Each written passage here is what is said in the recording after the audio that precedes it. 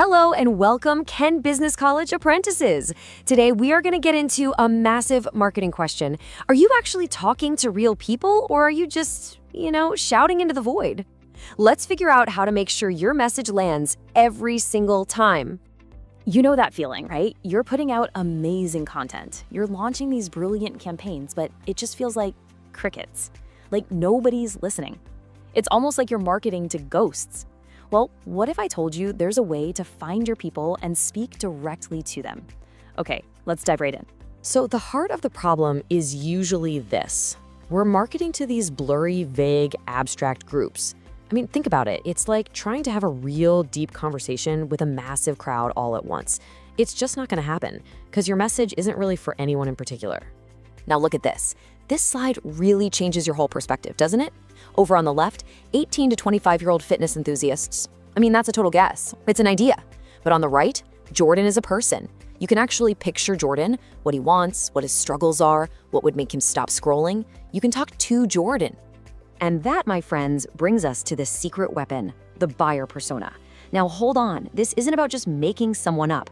Yes, it's a semi-fictional profile, but, and this is the important part, it's built on a solid foundation of real market research and your actual customer data. You're giving a face and a name and a story to all those numbers, and that is an absolute game changer. It lets you market with real empathy. So how do we actually build one of these amazing tools? Let's get into the blueprint. We are officially going from ghost hunting to customer whispering. It's really a four-step process. First, you start with your market research. Then you dive deep into the customer data you already have. Step 3, and don't skip this one, is to talk to your teams, sales, customer service, the people who are on the front lines every single day. And finally, you start looking for those common threads, the patterns that tie all of your best customers together. A really great persona needs some key ingredients. You got to give them a name, maybe something like tech-savvy Tom. You fill in their demographics, their goals, and probably most important, their challenges. What's their personality like? How do they act? For instance, just knowing that Tom is a 30-year-old pro who absolutely hates bureaucracy and lives on his phone tells a company like Monzo exactly what features to show him. Okay, this all sounds great in theory, right? But does it actually work out there in the wild? Let's take a look at some absolute powerhouse brands that have totally mastered the art of the buyer persona. Let's kick things off with a giant in the fitness world, Gymshark. I mean, experts constantly point to their laser-focused personas as one of the key reasons they just blew up. And this quote says it all. It's not just about who you're targeting, it's about where and how you reach them. See, Gymshark doesn't just market to gym people. No way. They're talking to Jonathan, who basically lives on Instagram and YouTube. So what do? They pack those platforms with influencers and motivational content. And they're also talking to Chloe, who cares about the latest trends and female empowerment. So their campaigns reflect that. They're speaking two totally different languages to two different people, and it works like a charm.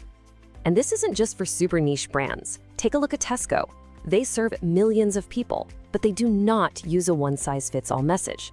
They know all about budget-conscious Bella, a busy mom who needs to see those club card deals. But they also know health-focused Harry, the young professional who's way more interested in their organic stuff and new recipes. It's the same store, but two completely different conversations.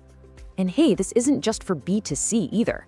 In the business-to-business world, you might be targeting someone like Sarah, the busy HR manager. Her pain point isn't about gym clothes. It's about keeping employees engaged. She doesn't need a discount code. She needs hard data, case studies, and return on investment. And you're not going to find her on TikTok. You're going to find her on LinkedIn. Now let's put Sarah right next to Jonathan, our fitness enthusiast. His pain points are all about getting great gear that's affordable and sustainable. His needs are driven by influencers and what his friends are wearing. And the places you find him online are completely different. Trying to sell to both Sarah and Jonathan with the exact same message would be a complete waste of time, money, and your marketing budget. All right, it's your turn. We've gone through the theory, we've seen the real-world examples. So, your mission, should you choose to accept it, is to take everything we've talked about and apply it directly to your work. This is going to be a fantastic piece of evidence for your portfolio. Here's your simple 3-step plan. 1. Pick a product or a service from your own company. 2. Build a detailed buyer persona for the perfect customer. And 3. Based on that persona, come up with 2 or 3 specific marketing tactics to reach them. This is where we make all that theory real. And just to make sure you get full credit for all this awesome work, here is your APTM checklist. Make sure you upload your persona document, write a quick reflection on what you learned, and link it to the specific knowledge, skills, and behaviors, the KSBs, from your apprenticeship standard. If you can, try to include a little bit of the data you used, or even some feedback from your manager. This is your blueprint for success. So there you have it. You now have the tools to stop talking to ghosts and to start having real, meaningful conversations with the people who matter most to your business. The only question left is, who will you bring to life first?